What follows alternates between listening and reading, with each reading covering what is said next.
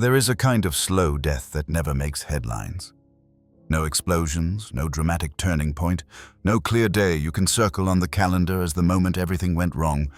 Just a long chain of ordinary mornings in which you gradually stop being the person you could have become. The most dangerous part? It feels normal. The real threat to your life is rarely a single catastrophe. It is a pattern, an invisible program of habits, excuses, and automatic reactions that quietly decides what you will and won't do long before you consciously make a choice. It dictates which relationships you endure, which opportunities you ignore, which conflicts you avoid, and which dreams you postpone for later, until there is no later left. You don't need an external enemy to sabotage you when your own routine is doing the job perfectly. This is the dark side of habit. It protects you from risk while slowly cutting away your possibilities. Day after day, the same words, the same evenings, the same familiar glow of the screen. Meanwhile, your brain obediently rewires itself to fit this narrow corridor, making any change feel not just uncomfortable, but almost impossible. You start calling this prison my character, my circumstances, just how life is.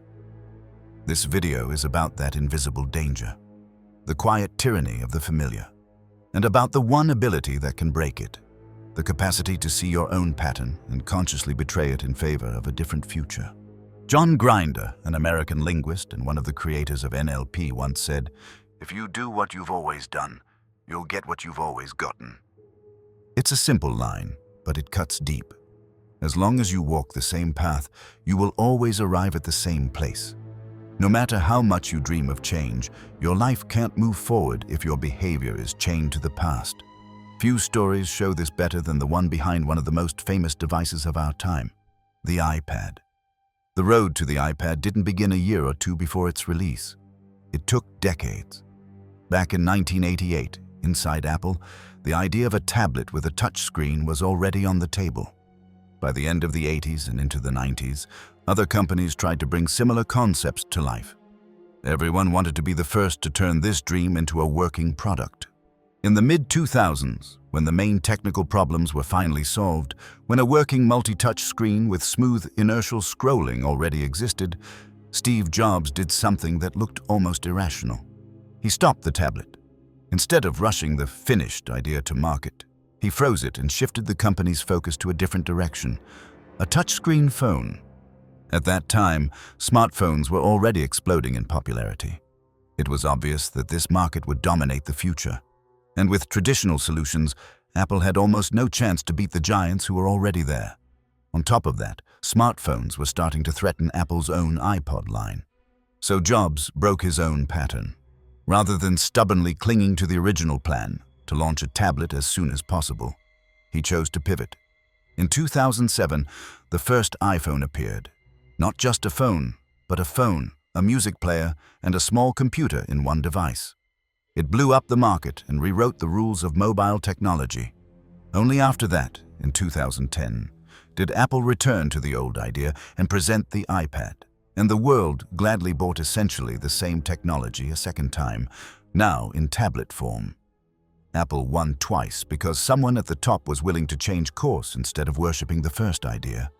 Most people don't live like that. We cling to our habits, our routines, our familiar reactions. The saying, "habit is second nature," has become so common that we forget there is a first nature, the deeper, living core of who we are. Over time, our second nature, our patterns and stereotypes, begin to choke this first nature. They dictate how we think, feel, and act. And then we wonder why nothing changes. The truth is uncomfortable. We don't see new possibilities, not because they don't exist, but because we are too loyal to the old ones. The same arguments, the same excuses, the same daily rituals. We are like a company that keeps polishing a dying product, terrified of killing it and moving on. Real growth starts the moment you dare to act against your own habit. When you are willing to stop the tablet project inside your life and say, "This path has brought me as far as it can. It's time to pivot." In the long run, the advantage always belongs to the one who can change. Not the one who knows the most, not the one who started first, but the one who has the courage to betray their old pattern in favor of a new future. French writer Marcel Proust once said that habit becomes a second nature. It's so thick and familiar that it hides our first nature, the part of us that is capable of wild cruelty and overwhelming joy. Immanuel Kant warned that the more habits we collect, the less freedom we actually have. And Blaise Pascal wrote that this second nature, habit, doesn't just sit beside the first one, it slowly destroys it. Ancient wisdom tells the same story in a different language. A student once asked his teacher, "Master, how can I know which path to choose in life?" Instead of answering, the teacher gave him a task: build a table. The student worked carefully. When he reached the final step, hammering nails into the tabletop, the teacher came closer. The student had a rhythm. 3 clean, confident strikes for each nail. 1, 2, 3. Perfect, but then one nail resisted. It went in slower. The student grew impatient and delivered a 4th strike, just a little harder. The nail sank too deep. The wood cracked. The teacher said calmly, "Your hand has learned to strike exactly 3 times. The moment you stopped being present and let habit take over, you lost control. When an action becomes automatic, it loses its meaning, and that's when damage happens. Every movement must still be your movement. Never allow habit to guide your hand for you." The English thinker Samuel Johnson captured it in one line: "The chains of habit are too light to be felt, until they are too heavy to be broken." If you study the lives of very different people, a strange pattern appears. The faces are different, the years are different, the cities are different, but the key events repeat like a script. The same mistakes, the same turning points, the same endings. It's as if something invisible is directing them. Picture a dirt road after a long rain. Deep ruts run along it where many wheels have passed. If a small car falls into one of these grooves, it can't easily turn left or right. Without help, it can only move forward, deeper into the same track. That's what a life of habits looks like. You repeat the same words, the same reactions, the same choices, and you arrive at the same results, again and again.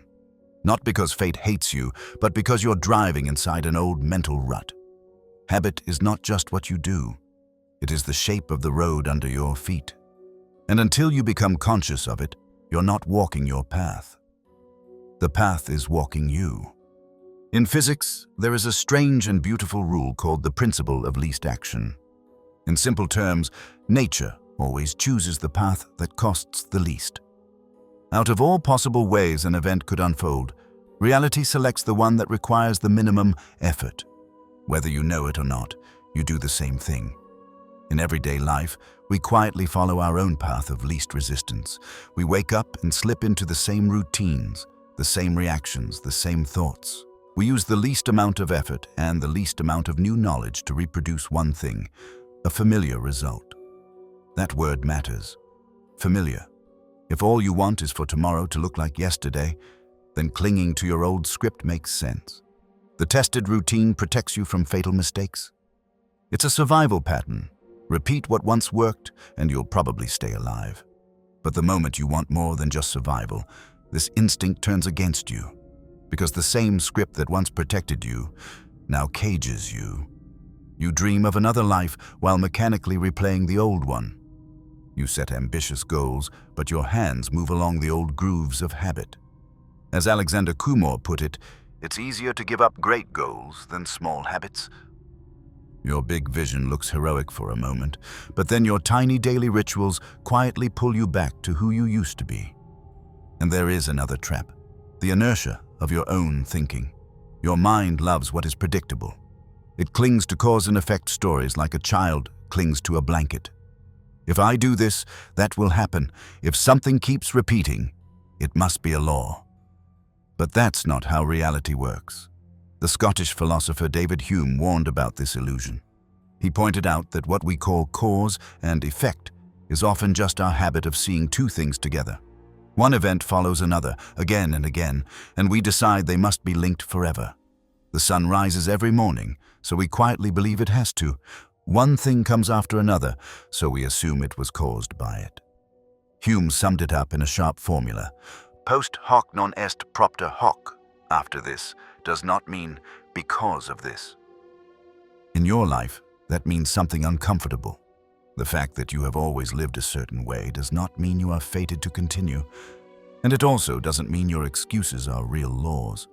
I've always failed at this, so I'm not meant for it. People like me never get that far. These are not truths, they're just stories your mind repeats because they feel safe. The principle of least action is not your enemy, it simply describes a tendency. Everything, including you, slides toward the easiest pattern. But the moment you see this clearly, you gain a choice. You can keep letting your smallest habits quietly kill your greatest ambitions, or you can accept that change will always feel like swimming against an invisible current, and do it anyway. It is never too late to change your path. What is truly dangerous is not the difficulty of change, but the shrinking of your possibilities when you refuse to change at all. According to the philosopher David Hume, even your inner life is not as solid as it feels. There is no fixed, unchanging substance called me. There is only a stream of shifting states, thoughts, moods, memories, sensations. Over time, you get used to certain patterns in that stream, and habit quietly whispers, "This is just who I am." But that is only half the story. At any moment, you are open to a new state of self, a new angle on what is happening outside and inside you. The same event can be seen from another perspective, another pattern of meaning. This ability can be trained. You can learn to look at your life differently, but by itself, that doesn't guarantee success. New insights and new experiences are useless if they never meet your previous experience. You always have to weave the new into the old, to test fresh ideas against what you already know, and let both correct each other. The fact that there is no rigid objective law inside you or in the world does not mean there is no real bond between you and life. You are still tied to the world, to other people, to an image of yourself that feels familiar. That bond is stubborn. In it lives both a healthy conservatism and the dead weight of habit. Habit protects what you value, but it can also become a wall that stops you from changing. It is like Agatha Christie once suggested, habit is precisely what you stop noticing in yourself. That is its power and its danger. Old sayings remind us of the price of drifting through life. You cannot make up a lost hour with a whole year. You don't run away from happiness, you try to catch up to it. Yet so many people live as if time is endless and change can wait. You have probably met that coworker or friend who sighs, "Every day is the same. Home, work, work, home." They complain in their early 30s as if life were already over. Low pay, boring job, gray days. But when you suggest even a small change, a new skill, a trip, a different job, a language course, anything, you get a flood of excuses. No time, no energy, no point. If you think this way, the whole world does become boring and colorless because you have quietly decided that nothing new is worth the effort. The Stoic philosopher Seneca saw this clearly. He wrote that a life with no shocks, no threats, no tests, is not peace but a dead calm. If nothing ever disturbs you, you never discover the strength of your own spirit. Sometimes change is necessary simply because the outside world has already changed. There is an old Eastern saying, when a person feels the wind of change, they should build a windmill, not a wall. The same force that frightens one person becomes energy for another. The difference is not in the wind, it is in how you respond. Even Aristotle, who called us a social animal, reminds us that we are still animals, but with a twist. Animals are born with fixed patterns of behavior, instincts that worked for millions of their ancestors. That is efficient, but also dangerous. When the world changes, these rigid patterns can lead them to extinction simply because they do what they have always done. If an animal always acts the way it has acted before, it will keep getting the same narrow range of results. No more, no less. That is the end of development. So, through evolution, another form of behavior appears. Learning. Instead of running only on instinct, a creature begins to adapt, to adjust to new conditions. In humans, this takes on an extraordinary form. Our brain is plastic. It rewires itself in response to the life we live. This is what allows us not just to survive, but to redesign the environment that shapes us. But plasticity is not a guarantee of wisdom. There is a harsh proverb. Happiness without understanding is like carrying your fortune in a torn bag. You can have opportunities, relationships, talents, and still lose everything through blindness and routine. The philosopher Michel de Montaigne pointed out that human happiness is not about dying well, but living well. Giovanni Boccaccio noted that often a person thinks happiness is far away, while it is already standing next to them, arriving on silent feet. The tragedy is that many people meet this silent guest and send it away by force of habit. They choose the familiar complaint over the unfamiliar step forward. So the question becomes personal. Where in your own life do you hide behind, "That's just how it is," or "That's just who I am"? Where do you feel the wind of change and reach for a shield instead of a windmill? Hume is right. There is no solid, eternal you carved in stone. There is only the pattern you keep rehearsing. Habit will gladly write your story for you. But as long as your brain can still learn, you have the power to edit the script. You cannot catch up a lost hour with a year, but you can decide in one honest moment to stop living on repeat. And from that moment, slowly, quietly, your life begins to move in a different direction. Looking at nature and the logic of evolution, there's a brutal lesson for everyday life. Nothing changes until it's forced to. Your brain works the same way. If you act the same way in the same situations, day after day, your nervous system learns that pattern. It builds a stable shortcut, a dynamic stereotype that quietly takes over your reactions. On one hand, this feels safe and familiar. On the other, your range of action shrinks. You stop choosing. You simply repeat. But the plasticity of your brain says something different. It is never too late to change the script. New connections can still be built. The condition is simple but uncomfortable. You must dare to look for new, non-standard responses instead of reaching for the same old habits every time a problem appears. The strange thing is how few people ever ask themselves what they're doing and why. As long as life flows like a quiet river, we almost never question our course. And even when things clearly go wrong, we whisper to ourselves, "It's fine, it's normal," and drag our conflicts, disappointments, and difficulties along like extra weight we pretend not to feel. Psychotherapist Martine Massacrier points out two classic ways people run from their problems. The first is rationalization. We build a clean, logical story. There was only one correct decision. We had no other options. Anyone in our place would have done the same. From the outside, this often looks absurd, until we do exactly the same in our own lives. The second escape is blame. We quietly hand responsibility to external forces. A spouse, children, parents, the economy, bad luck, fate, the evil eye.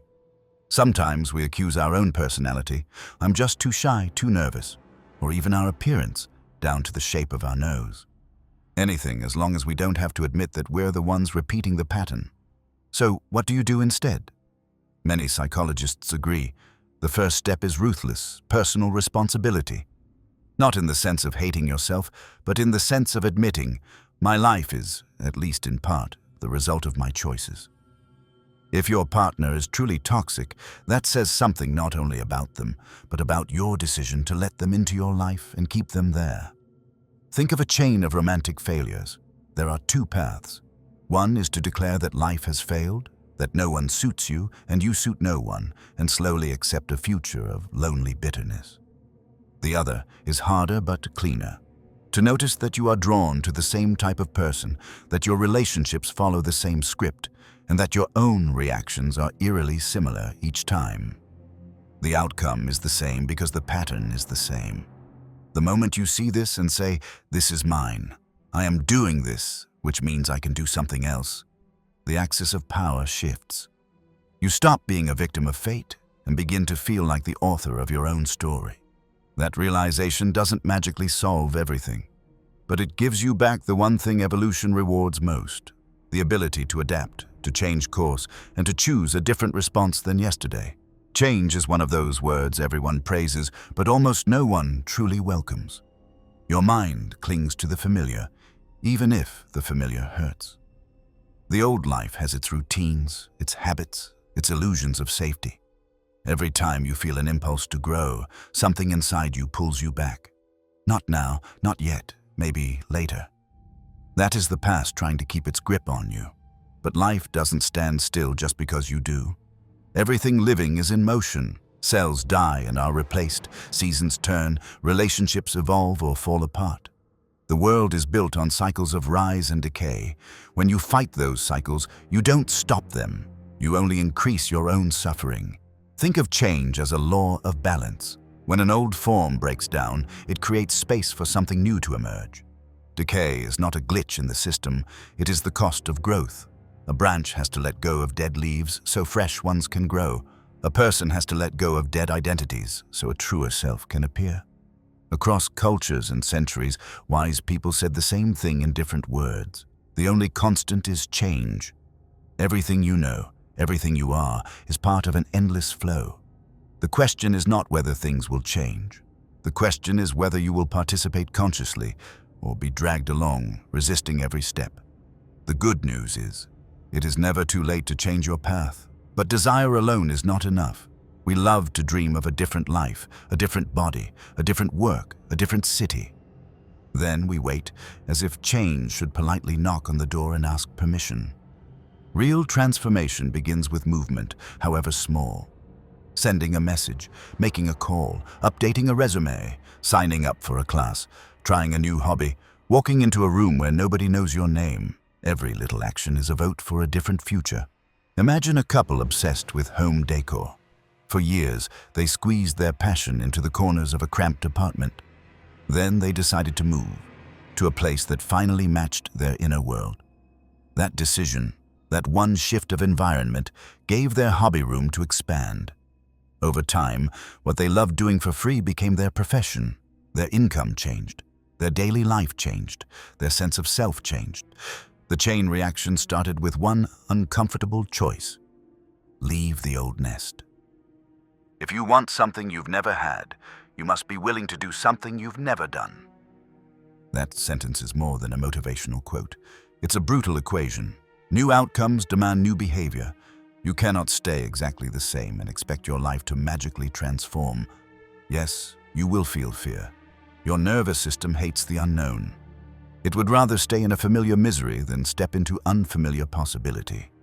But small changes are powerful. Adjust one habit, one relationship, one environment, and the entire pattern of your life begins to bend. So don't reject happiness in advance.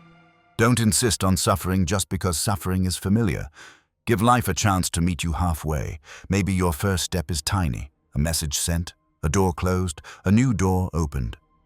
It doesn't matter how small it looks from the outside. In the inner architecture of your fate, it is the moment the walls begin to shift. Change will come either way. The only real choice you have is whether you walk into it on your own feet.